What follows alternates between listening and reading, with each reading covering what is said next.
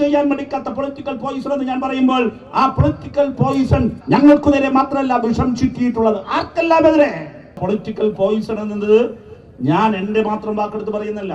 ആ നിഗമനത്തിലേക്ക് ഉറച്ച ബോധ്യത്തോടെ ആവർത്തിച്ചു ഞാൻ പറയുന്നത് യൂത്ത് കോൺഗ്രസിനകത്ത് തന്നെയുള്ള ഈ പറയുന്ന ഷാഫിയെ എതിർക്കുന്ന ഓരോ യൂത്ത് കോൺഗ്രസ് നേതാവിനോടും വ്യക്തിപരമായി നിങ്ങളൊരു സംഭാഷണത്തിൽ ഏർപ്പെട്ടാൽ ഈ പറഞ്ഞതിനെ അവരെ അടിവരയിടും. ഇവിടെ ഈ വടക്കൻ മുലകാറിൽ ലീഗിന്റെ മേലത്തു ചാരി നിന്ന് വീരസ്യം പറയാൻ മാത്രം കഴിയുന്ന മെലിഞ്ഞുപോയ ഒരു പഴയ തെരുവ് ചട്ടമ്പിയായി ഇന്ന് കേരളത്തിലെ കോൺഗ്രസ് അധപ്പതിച്ചുപോയി മെലിഞ്ഞുപോയി എന്ന് പറഞ്ഞു പോരുന്നത്. ഈ മണ്ണ് വടകരയുടെ മണ്ണ്. ഇവിടെ ഇതാ എഴുതി വെച്ചിരിക്കുന്നില്ലേ, വടകര വർഗീയതയെ അതിജീവിക്കുമെന്നത് കാൽപ്പനികമായൊരു സ്വപ്നം മാത്രമല്ല. ഞാൻ ഈ നല്ല നാടിനെ സാക്ഷി നിർത്തി ഓർമ്മപ്പെടുത്തുന്നു, വടകര പലതവണ വർഗീയതയെ അതിജീവിച്ച മണ്ണാണ്. 1991 കുപ്രസിദ്ധമായ കോലീബി സഖ്യത്തെ അതിജീവിച്ച മണ്ണിന്റെ പേരാണ് വടകര. ആ വടകര ഈ പൊളിറ്റിക്കൽ പോയിസന്റെ രാഷ്ട്രീയ തമ്മാടിത്തരത്തെയും അതിജീവിക്കുമെന്ന കാര്യത്തിൽ ഒരു സംശയവും വേണ്ട. ഞങ്ങൾ അതിജീവിക്കും, ഞങ്ങൾ കാവൽ നിൽക്കും, ഈ നാടിന് കാവൽ നിൽക്കും. പക്ഷെ തുറന്ന് പറയാതെ പോകാനാകില്ല. ഇത് ഇനിയും വെച്ച് പൊറപ്പിക്കണോ? കോൺഗ്രസ് ചിന്തിക്കണം, ഇന്ത്യൻ നാഷണൽ കോൺഗ്രസ് ചിന്തിക്കണം. വ്യാജ പ്രചരണങ്ങളുടെ ഒരു നിര സൃഷ്ടിക്കുക. അതിപ്പോ മാത്രമല്ല, എത്രയോ സന്ദർഭങ്ങളിലാണ്. നോക്കൂ, നെറികെട്ട രാഷ്ട്രീയ പ്രചരണ രീതി എന്തിനാണ് അവലംബിക്കുന്നത്? കെ ശൈലജ ടീച്ചർക്ക് എത്ര വയസ്സാകും? രാഷ്ട്രീയത്തിന് അതീതമായി ഏത് രാഷ്ട്രീയത്തിലും പെട്ടവർ, ഏത് മതത്തിലും പെട്ടവർ എങ്ങനെയായിരിക്കും കെ ശൈലജ എന്ന അമ്മയെ, ഒരു ടീച്ചറെ, ഒരു സഹോദരിയെ, ജ്യേഷ്ഠ സഹോദരിയെ കാണുക? പക്ഷേ അവരുടെ മോശപ്പെട്ട ചിത്രങ്ങൾ, അവരുടെ മുഖവും വേറെ ചില ഉടലുകളും വെച്ച്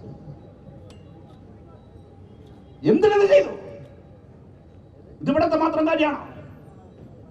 ഇതേ സംഘമായിരുന്നില്ലേ തൃക്കാക്കര ബൈ ഇലക്ഷൻ സമയത്ത് അവിടുത്തെ സ്ഥാനാർത്ഥിക്കെതിരെ ഇവിടെ ഈ വേദിയിൽ എനിക്ക് വിശദീകരിക്കാൻ പറ്റാത്ത വിധമുള്ള ഒരു വീഡിയോ സജ്ജമാക്കി ഇറക്കിയത്?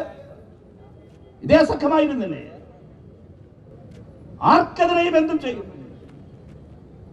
അതാണ് രാഷ്ട്രീയ പ്രവർത്തനം. അതാണ് ശ്രീ എം ഹസൻ പറഞ്ഞത്. നിങ്ങൾ കരുതും ഇത് കെ ശൈലജ ടീച്ചർ മാത്രമാണ് വേറെ ആരും ഇരകളല്ല. അങ്ങനെ കരുതണ്ട. ഈ സംഘത്തിന്റെ, ഞാൻ നേരത്തെ പറഞ്ഞല്ലോ, പൊളിറ്റിക്കൽ പോയിസൺ എന്നത് ഞാൻ എന്റെ മാത്രം വാക്കെടുത്ത് പറയുന്നില്ല.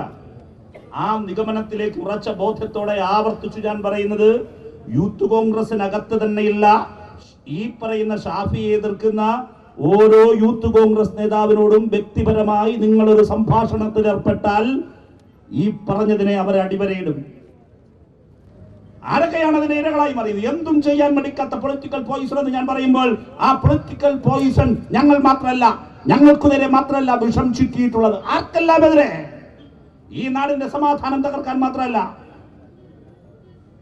ആർക്കെല്ലാം എതിരെ. KPCC അതല്ലേ ശ്രീ എം ഹസനോട് പറഞ്ഞത്? ഞങ്ങളെല്ലാം തെരുവിലും ഫീൽഡിലും രാഷ്ട്രീയ പ്രവർത്തനം നടത്തി കടന്നു വന്ന ആൾക്കാരാണ്. പക്ഷെ പുതിയ തലമുറയിൽപ്പെട്ട ചില നേതാക്കൾ അങ്ങനെയല്ല.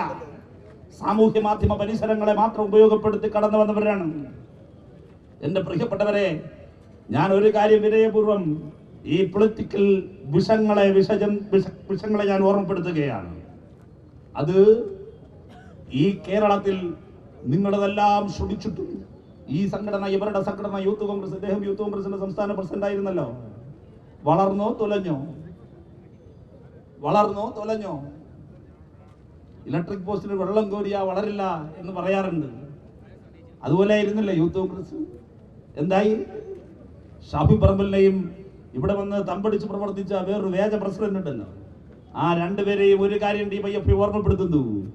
ഇവിടെ ഈ വടക്കൻ മുലകാറിൽ ലീഗിന്റെ മേലത്തു ചാരി നിന്ന് വീരസ്യം പറയാൻ മാത്രം കഴിയുന്ന മെലിഞ്ഞുപോയ ഒരു പഴയ തെരുവ് ചട്ടമ്പിയായി ഇന്ന് കേരളത്തിലെ കോൺഗ്രസ് അധപ്പതിച്ചുപോയി മെലിഞ്ഞുപോയി എന്ന് പറഞ്ഞു പോരുന്നത്.